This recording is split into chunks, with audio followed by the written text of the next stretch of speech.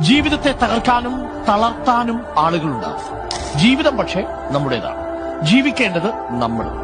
തളർത്തിയവരുടെ മുന്നിൽ നെഞ്ചും വിരിച്ച് അഭിമാനത്തോടെ അങ്ങോട്ട് ജീവിച്ച് കാണിച്ചു കൊടുക്കണം. അതാണ് മധുരമനോഹരമായ ജീവിതം. ഇന്നത്തെ ജീവിതത്തിൽ സന്തോഷം മാത്രമേ കിട്ടൂ എന്ന് നിങ്ങൾ കരുതരുത്. ഇടയ്ക്കിടയ്ക്ക് ചിലപ്പോൾ നിങ്ങൾക്ക് ദുഃഖവും തിരിച്ചടികളും ഒക്കെ ഉണ്ടാവും. പക്ഷെ അവസാനം പുഞ്ചിരിക്കേണ്ടത് നിങ്ങളായിരിക്കണം. കയ്പും മധുരവും വന്നാൽ ഏത് വേണമെന്ന് തിരഞ്ഞെടുക്കേണ്ടത് നമ്മൾ തന്നെയാണ്. നമ്മുടെ ജീവിതം നമുക്കേ ജീവിക്കാൻ പറ്റും. നമ്മൾ മറ്റൊരാളിൽ ജീവിക്കുകയാണിത്. ജീവിതം പരീക്ഷയെന്ന നേരറിഞ്ഞു പുഞ്ചിരിച്ച് ഉള്ളിൽ ആശിച്ചൊരുന്നമെത്തണം.